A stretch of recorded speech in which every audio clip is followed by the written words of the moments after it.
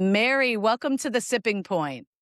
Thanks for having me. Awesome. Well, I'm so excited to hear all about how you built your import business and your wine business. And I thought maybe we just start right at the beginning because I know I didn't grow up with wine at the dinner table. And in fact, wine was a second career for me. How did you get involved with wine? Yeah, thanks. I grew up in a house of very bad food. Chef Boyardee, it wasn't abnormal. And I ended up working. I was so interested in food, unlike all of my older siblings. And I apprenticed with a neighbor chef and started getting really into Julia Child and all the cooking shows and Jacques Pepin and all that stuff and James Beard. And I ended up working in a cheese shop in 1992 in Concord, Massachusetts, where I'm from. And I learned about the appellation system. And I thought that was so cool because just think about the vast array of flavors that come out of just cow milk cheese. And I thought, wow. And then I realized that this terroir thing was relevant to like salt and olives and cheese and butter and wine and all of these flavors that are just coming straight out of the ball we live on. And I like really fell head over heels. And the story is very long. I've been in the wine business for 33 years since the cheese shop. Yeah, and I worked in great restaurants in Boston. When I was 18, I was a sommelier at the Boston Harbor Hotel in Wow. 1995. Yeah, they let me do that then, underage, because the rule was you had to be 18. Then I went to work in New York. I had a degree in literature and I got a job in New York and I arrived on September 4th, 2001. So within the same week I arrived, 9/11 happened. And my job was working for Elie Wiesel, the Nobel laureate, the guy that wrote Night.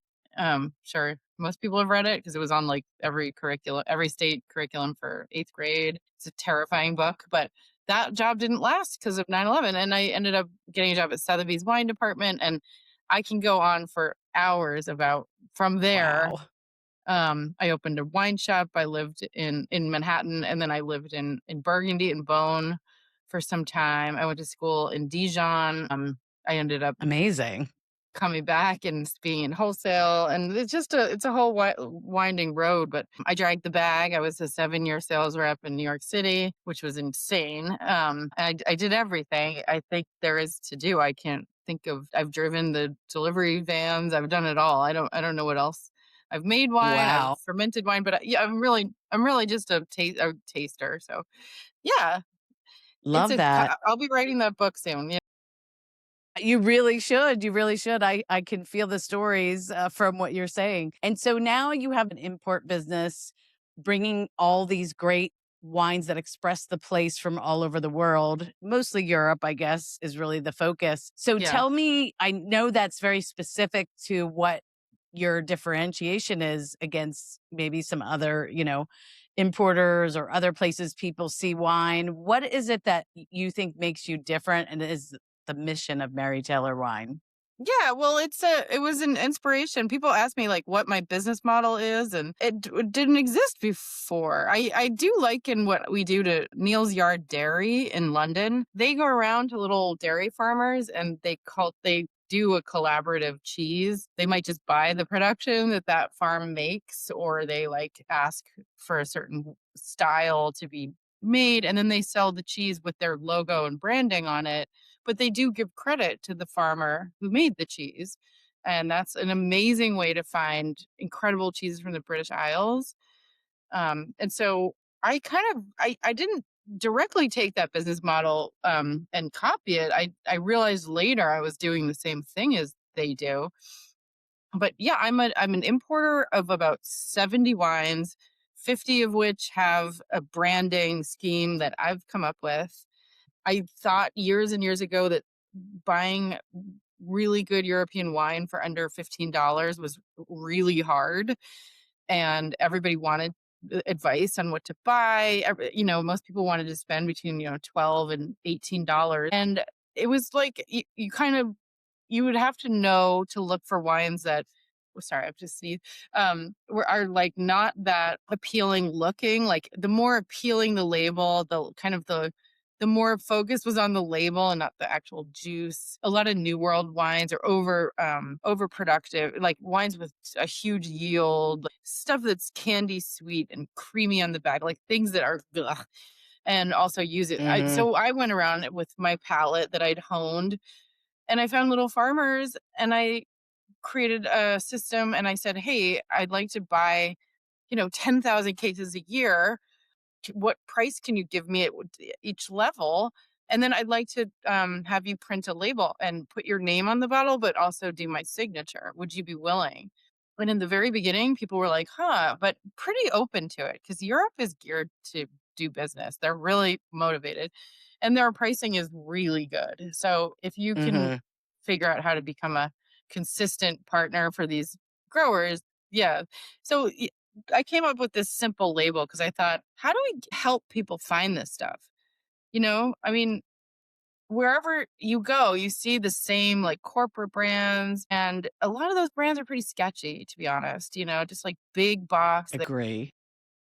They use aromatic yeast and centrifuges and all these things that don't speak to that original passion I had. Like the ball we live on offers us these flavors. So my style is firstly affordability is key, and that's pretty untypical. People ask if I'm like trying to be like Kermit Lynch. And with all respect to Kermit Lynch and his wines are great, they're expensive. And Rosenthal, they're awesome. And I was a huge fan. I learned wine under the tutelage of the Rosenthal portfolio, the Dresdner portfolio. Like I got to see everything that's out there. And I realized there's a lot of really good winemaking going on in Europe, and they're a little bit desperate to sell. There's more good wine out there than comes in, and it's not that hard to buy it. And so I said, Mhm.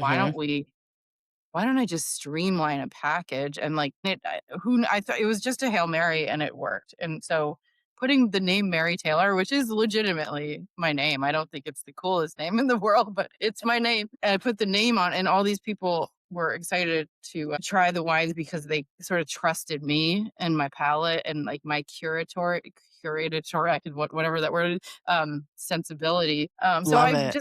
I went on, yeah. So I'm sorry if I ramble. You can stop me and ask me Not at all. I any mean, question. I feel like, well, first of all, we can all say Mary Taylor. So there is something to Yeah. that as far as, people do get really nervous about pronouncing things. Am I going to do this right? French specifically is very difficult. So I love that you have that branding across all your wines. But I often will tell people when they're looking for value, they'll say, "What's a great $10 Pinot Noir?" And I'm like, I don't really think that's like a unicorn. I don't even know if that exists.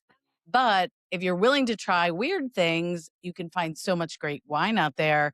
And I often will say, if you can't pronounce it, you should be drinking it. And so, just to get people to get in the mindset of, yes, Napa Cab, Napa, Shard.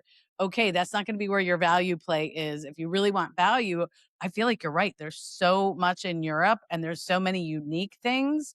And so you're here to kind of curate that for us and in a line that we can trust. Each of these is expressing the place that it's from and maybe a place that we're not familiar with that, you're kind of doing us a favor by pre-vetting everything, if you will.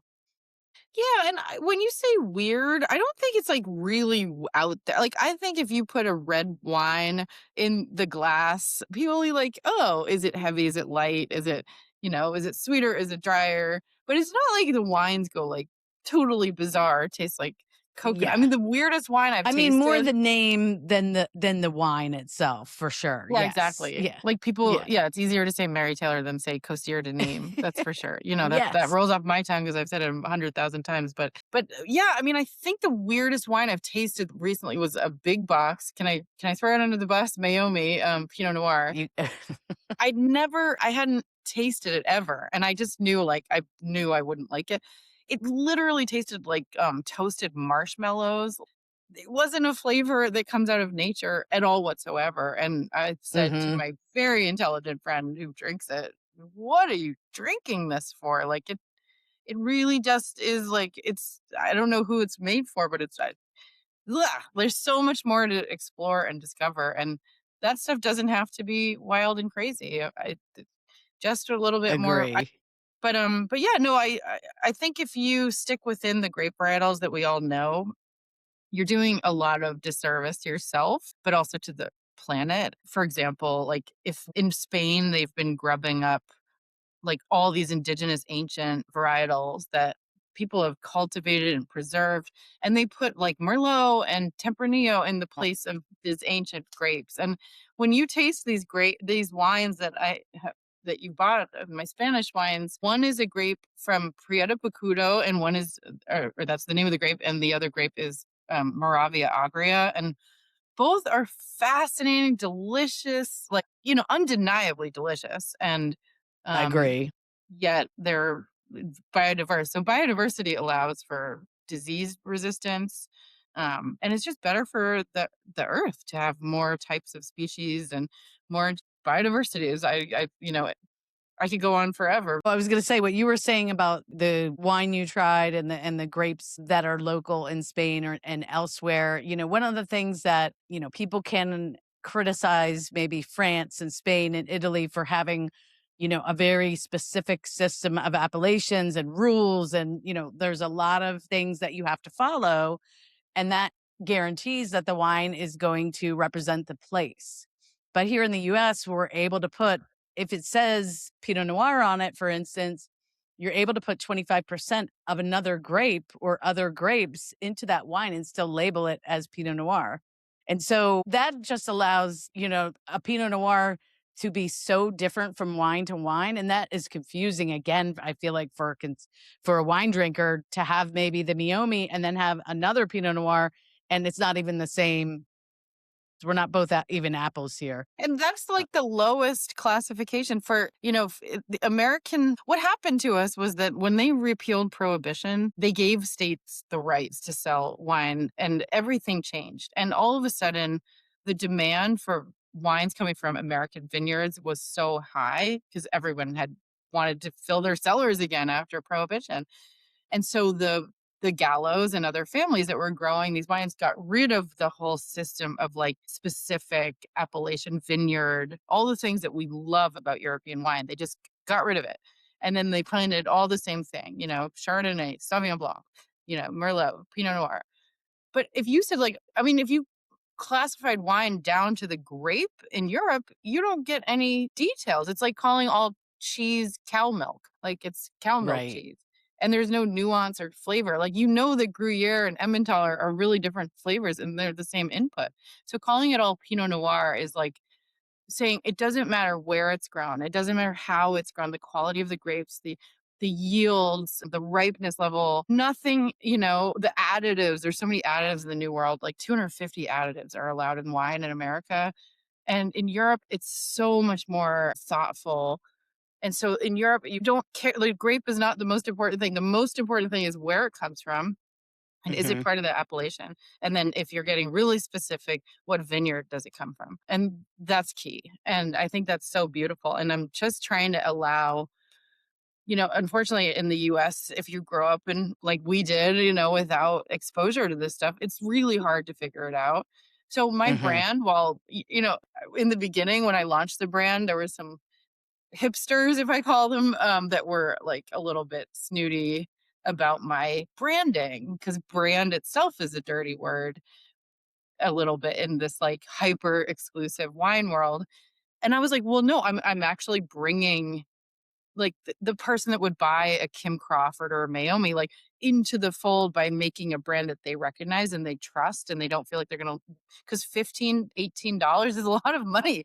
And it's if you Right. buy something that's not good and you lose that money, like it's a real disappointment. So I hope that people feel trust. I mean, No, I could see the proof is in the pudding. We're selling in absolutely. I 5 see it countries as now. you're doing us a service by sort of going out there and finding these small estates and then under your umbrella bringing them here for us to enjoy and affordable, the affordability factor is key. One of the whites that I have here and maybe you could talk a little bit about is actually from France is the Anjou Blanc and understand this is Chenin Blanc, but tell me a little bit more about it. Yeah, with absolute pleasure. This wine is so fun and easy to talk about. I think you have the 2023 vintage, if I remember. Yeah, this is all Chenin Blanc. 22 actually. Oh, it's the 22. Okay. Yeah, That was a really, really big ripe vintage. But it's in delicious. yeah, so if you follow Paris down to the west, you get the Loire Valley. So that runs along the Loire River, and you can take a train there in 45 minutes. You can be in the Loire Valley. Sancerre is in the Loire Valley, but the Anjou terrain going out to Muscadet is so cool. I lived in Montlouis for like a summer in 2008, and I just was in all the Wow. cellars. I love Chenin Blanc, the chief grape of Vouvray, Montlouis, and Saumur Mhm. and Anjou. It's like the most, I think, the noble grape of the Loire Valley.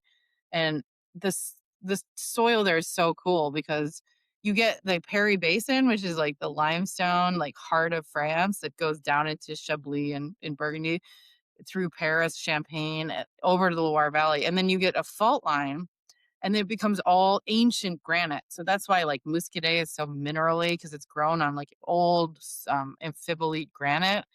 So here we are at the fault line. So this winery sits on the fault line, and we have vines on each side. So we have the Mm. chalk, the like they call it the Anjou Blanc or the Anjou Noir terroir, and so the chalk of the two faux, and then we have the granite that does this like two very different things to Chenin Blanc. The first few vintages I flew over and blended tanks, and this is 100% Chenin, and yet it's a blend. So that's I know that's how most people Neat. walk around looking Yes. for a blend or something, and it's a very underappreciated term because assemblage is the word in French, but we do the blend Right.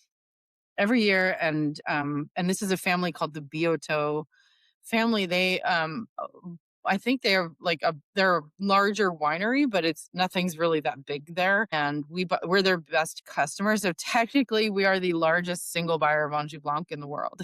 Well, I Yeah, love that it's got this vibrant fruit, but the acidity is really good on the back end. So you get this nice balance. And I don't know, is there any residual sugar here or where do yeah. you It's fall only on that? about like 3.5 grams per liter of residual, so it's not Hmm. like super super dry, but it's super dry.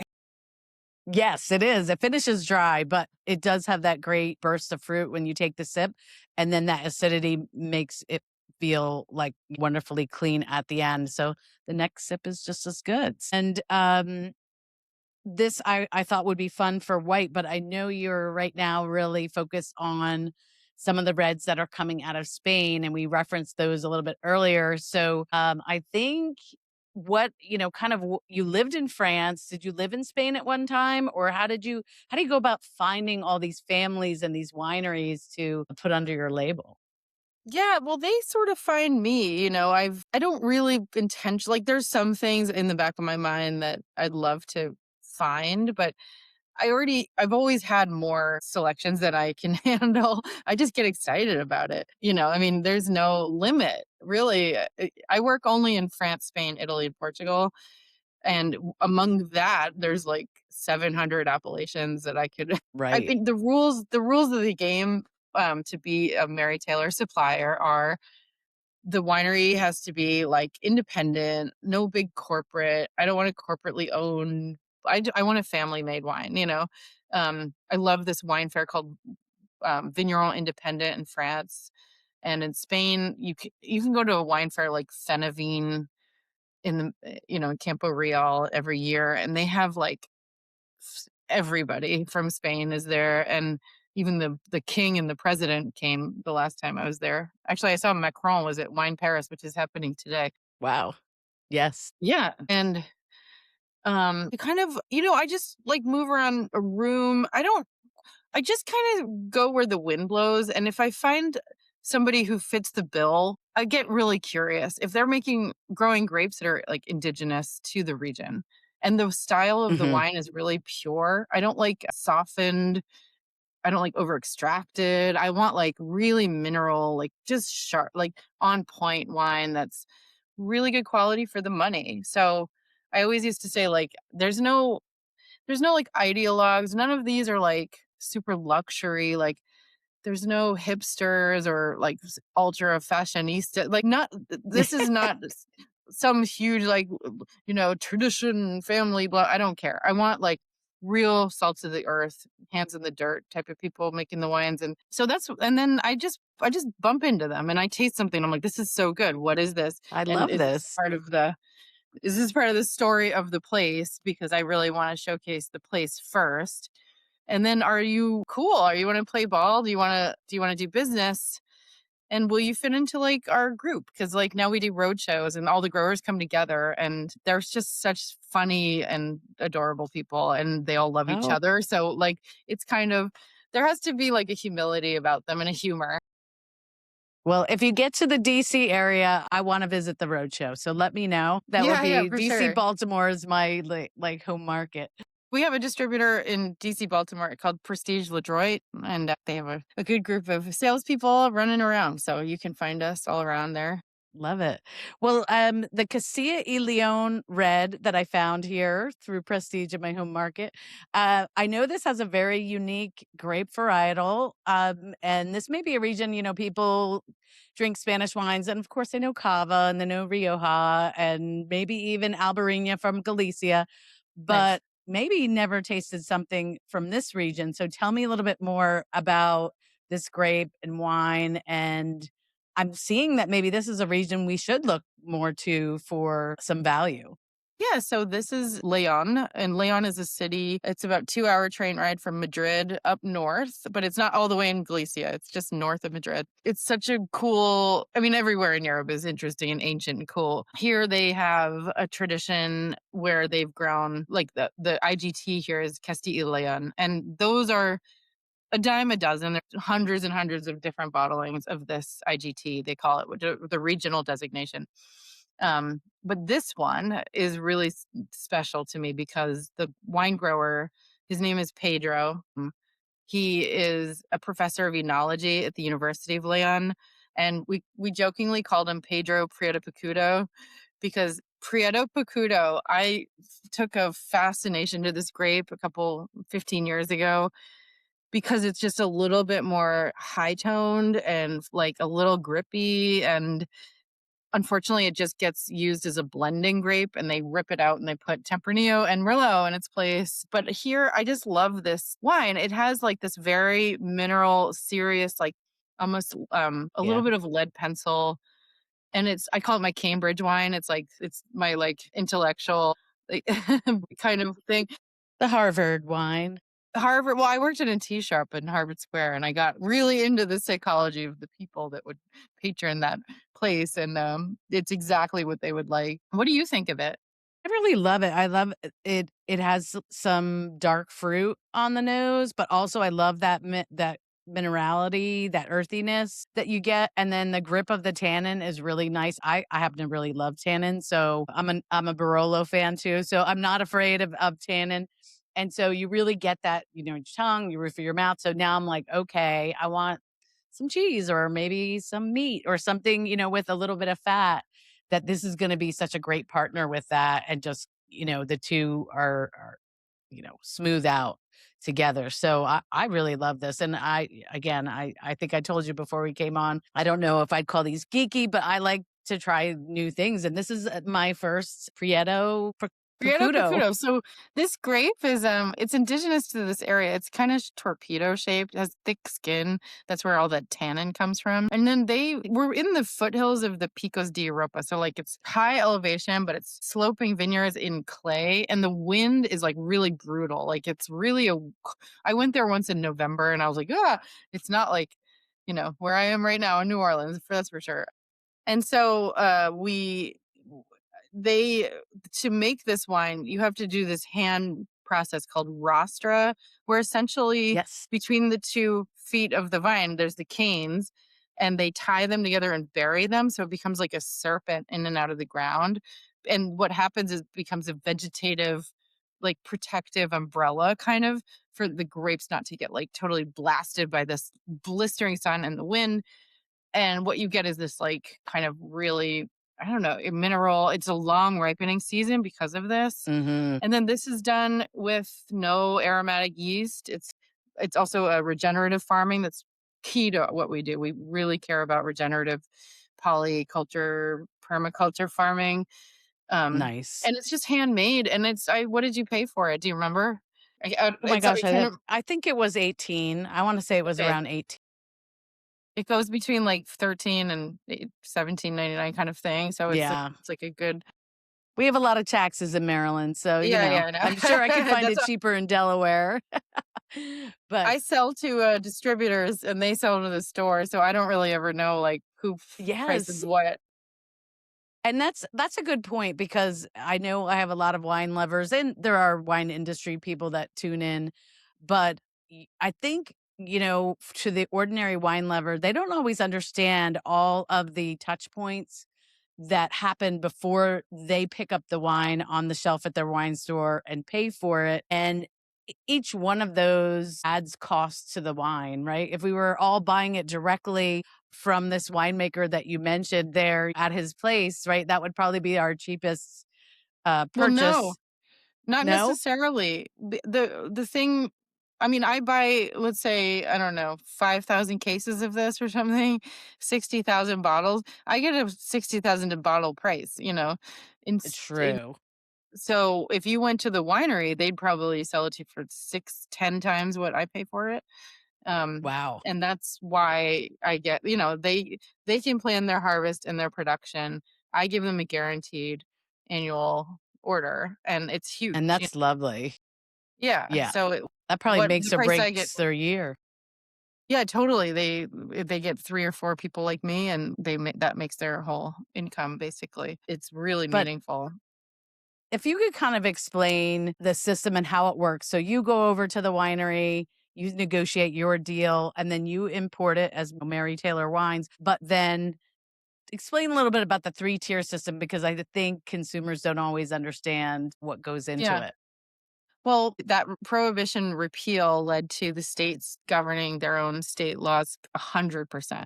So there's very little federal oversight in the wine business. And the federal government doesn't really understand the wine business because it's not one of their jurisdictions. Like once the wine clears customs, it's in the hands of the states. So I import. So that means I order the wine. I do send the purchase order to the winery. My shipper picks up the wine in a truck. It goes to like a port, Le Havre, usually in France, or Barcelona, or Livorno in Italy, and it gets on a boat in a container. I always ship a 40-foot container on every shipment. We do about 120 containers a year, and yeah, no, we're sneaky. We're sneaky, big, You're bigger than you big. think. And then those come into the New York port. A truck picks up the container and trucks it to my warehouse in New Haven, Connecticut, where we have the best pizza in America. And then from New Haven, each of my distributors from each state picks up their orders, and they mix up pallets, or they depends on who and what. But like last week I was working in Nebraska because I go and work with my distributor. So in every state, it's like its own unique country. They have their own set of laws. They're all different. They have their own taxes. We pay tariffs between states, which the Commerce Clause in the Constitution doesn't allow for unless it's a controlled substance, like it is here. And yeah, it's a very intricate and I have a full time compliance person who works for me to navigate all the filings and all the ways that we pay the fair share of taxes to each state. But yeah, I go around the country. I work with my distributors, so my sales reps in every state in America except Alaska. That's their Nice. final. But we're in, we just got in Hawaii, and we're also in Canada and Mexico. We sell in the UK and then Sweden. So, and we're just talking Wonderful. to somebody in Yeah. Taiwan. So, like, we have the world to play with. And Right. none of our wines are like massive production. We have many wines. So, the volume, just the diversity of our book makes up for the like giant product. Like, we're not Yellowtail. We don't have like airplanes, and it's That's not, good. it's, That's a good yeah, thing. Yeah. And then your yeah, distributors obviously either sell to a restaurant or to a wine store for the most part. And yeah, that's where our consumers would come into play. So you had another red here from Spain, the Minchuela. This was another one that I was like, wow, the grape is so unique. I yeah. don't remember studying this in my WSET. If I did, I've forgotten it already. So tell I'm us a sure you little bit didn't. about this. Eh, Yeah, so this is 100% Moravia Agria, and I like to say the more ancient the grape, the like weirder the name. It's like Prada Pacudo, super, it's extremely ancient. There's so many grapes down in like Gaillac and all over the place that are just weird sounding. They were named before we had like we were speaking in modern languages. But yeah, this is Moravia Agria. It's a grape they grow alongside Bobal and Graciano and Macabeo. They grow there. This is the most like it's one of the least grown grapes anymore in Spain. Manchuela is between La Mancha and Valencia, the city, and it used to be part of La Mancha, but it got its own DO in '04, and they're like really trying to promote the name Manchuela, but I don't know that they're doing such a great job because I hadn't being having been in the business my whole life in New York City and seeing everything and have 300 distributors bringing me stuff. I'd never ever seen a Manchuela before. So I discovered this amazing grower. She's 38 years old. She runs this farm on her own. Her father had passed when she was 30, and she took it all over, and she changed the style a little bit to this like incredibly just earthy, and this is aged a little. It's a 2020, Hmm. but I love it. It has like these really kind of interesting they're sort of scratchy but soft tannin, like complete. Yes. Yeah. And really bright too. I mean, the acidity is very bright in addition to the tannin. I do really appreciate that. When you take a sip, it's like, whoa, that's like a wake up. Yeah, Yeah. I I think it's the really, wine I drink the most of at home. really. Okay. This is Mary Taylor's favorite, or you probably can't say that. You'll get in trouble. No, I don't like favorite. Yeah, favorite's not really a word I use because it's always I like just the difference. I like Yeah. trying different things. Um, yeah, And I know you're really into food based on your story and your experience with cheese and restaurants. And so, what would be for this wine? What would be your favorite thing to have for dinner or just to munch on while you're sipping on this? I'm curious. yeah. I mean, my boyfriend the other night made a parmentier de poisson. He's amazing. He's way more of a chef than me. So that's like a fish pie, and it was Okay. like salmon and halibut, and he did it in this like cream sauce with like peas and herbs. And then he did like a whole pie topping, like with potato and roasted, and wow, was so good. And like just Yeah. opening a wine of this quality with that, like, if you put a Napa Cab with that, it would just smother your palate and you wouldn't taste what the point, it Hmm. wouldn't I don't think it would be that enjoyable. Like, wines with minerality and yeah, just grip and translucence and not too, like, creamy and chunky, like, I think I know people This like is that. my When I was style too. I like it. And I don't think there's Yeah. any oak on here, right? No, there's Yeah. I not really appreciate that any oak. actually. I don't do any oak on my reds, at least not that you can taste, because I don't want Yeah. a I'm really interested in, like, the tertiary flavors and not so much, like, the primary, like, oak and the Foursquare, like, fruit oak, like, that's I was into that when I was 18, 19, but when I learned about great wine and spent my life, like, blind tasting, and I learned that there was so much enjoyment in, like, the purity of something without the makeup on top of it, and that's what basically my style. So it is a little bit different than your typical wine for 15. Yes. No, I really appreciate both of these. And I know we had chatted a little bit about, if, wine lovers are going into the store, and I drink a lot of imported wines. And so you definitely have been noticing the pricing creep up a little bit lately. And I know tariffs come into play with that. So tell me a little bit about how that has affected you. Where do we see our way out of this at some point? What is your perspective from an importer? Yeah, well, I think they're a really it's there are certain things that maybe a tariff or like a threat of a tariff could be helpful for, but wine isn't one of them. And this is why none of the California growers are doing better this year than they were. In fact, they're doing much worse. Tariffs have created a situation where they can't sell their wines to Canada and other export markets that were really, really like billions and billions of dollars of exports have just been shut off for American growers. I'm not, anti-American wine. I was on the phone with a dear friend who makes wine in Sonoma yesterday, and I'll be out in California in a week or so, right after Mardi Gras. But unfortunately, what it was before tariffs was a really good trade arrangement. We pay excise tax and import tax and all that already. But tariffs don't help. Firstly, like as I pay tariffs, it hurts my business and it puts me at risk. I can't just move my wines into another price point and keep the same infrastructure. I can't keep the same warehouse workers or truckers. The volume will go way down. It just becomes a different product. I might lose clients. I might have to reduce my staff. And why would the economy want me to go away? Like, all it does is just shut me down. I can't replace my production with an American production because there's not even remotely the volume. We drink more Chianti and Bordeaux than we drink all American wines combined. It's just a huge scale production. And the wines come in for, like, if I paid €3 or €4 for something, and you buy it for 18 or $22, all the money in between those two prices stay in the American economy. So it just doesn't help anyone. I Hmm. don't think the whiskey or the bourbon producers or anybody's happy about this trade war. It's, certainly, and we're just all small businesses because of the state laws. You notice you can't buy wine on Amazon. Isn't that great? Hmm. And everything's on Amazon. So, like, the fact that we are like able to escape that, one singular super wealthy guy that owns everything. We don't have that. We're so fragmented. I guess the average size of a wine company in America is 4 people. So it's like a zillion small. I think there's 1,600 or 1,700 import companies.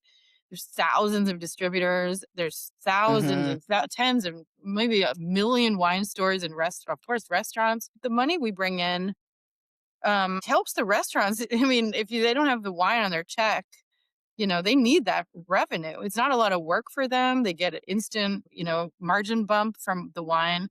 I was actually on the BBC the other night debating tariffs with a shrimp farmer from Beaufort, South Carolina. And I said, I get you. I understand. Like, you're trying to make a successful business with your shrimp, and all this foreign shrimp is coming in, and I can see why you're upset. But if you think about it, I sell a lot of wine in Beaufort and I sell to a lot of restaurants. And, like, my wine, I think we probably have the same clients. Like, the wines that we sell to restaurants, then they can mark up, and really high quality, great things they're passionate about, and they can mark it up and make, whatever percentage on each bottle. That makes them more viable to, like, buy better shrimp, buy your shrimp, even if your shrimp's a little more expensive. So, like, don't hurt us. Like, we're actually your Right. friend. So I think tariffs, I don't think the federal government understands that we already pay tariffs between the states and putting more pressure on us. And the US dollar is now a lot weaker than it was 18 months ago, sadly. And it's a hard time for us. Those of us that can survive this, I think hopefully we can come out of it. I'm just eating it though. I just make a lot less money now, and I have a smaller staff. So it's too bad. But that Hopefully, this said, will end yeah, soon. hopefully. So, drink more wine, people. That is one of the Yeah, answers drink Mary for Taylor sure. wine. And I know you're getting ready to gear up for Mardi Gras over there, but what might I find in your glass if you're not drinking one of your own wines? Well, we drink a lot of things here. At home, we taste all kinds of, like, I was having these amazing Austrian wines from Klaus Pressinger the other day. It's incredible. I just happened upon, like, a mixed case in my cellar, and I was like, these are so good. What do I drink? I mean, anything weird and cool. I think in our house, Beaujolais, like the Cru Beaujolais wines, are like what we Oh, pull almost every night, as it feels like. We drink tons of Chenin. He's all into bougie Cerdon. He loves that. I'm obsessed with Italy. I drink a lot of Barbaresco. I love this. I love, like, a really minerally dolcetto. Just like the same style of our wines. Maybe like a little more. I don't know. Like, I have a whole bunch of wines made from the grape Jacquard in the Alps. It's ooh. just the diversity is so fun. If you drink the same, I remember I knew a guy who drank the same Napa cab every day, cases and cases of it. And I said, "Isn't it boring? Like, I want a different taste of every single bottle that's open. I want to try something else." There's so much to explore. It's like such a fun part of wine. It's just the exploration. The Agree. So many factors go into what it tastes like, just how old it is, how it was stored, who made it, there's bazillions of factors. And that's why when people say, "What's your favorite?" I'm like, No, I can't answer that either. the thing I didn't have like for lunch today is my favorite. The Right. new thing I want to taste and I was excited about is my favorite. I so appreciate you bringing us all these interesting wines so that we don't get bored drinking the same thing every night, and doing it at an affordable price in that sweet spot that we're all looking for. So I'm going to give everybody a link to your website so they can check out all your wines, but I know they can find them locally as well. And I just wanted to thank you so much for joining me on the Sipping Point. Thanks, Lori. What a pleasure.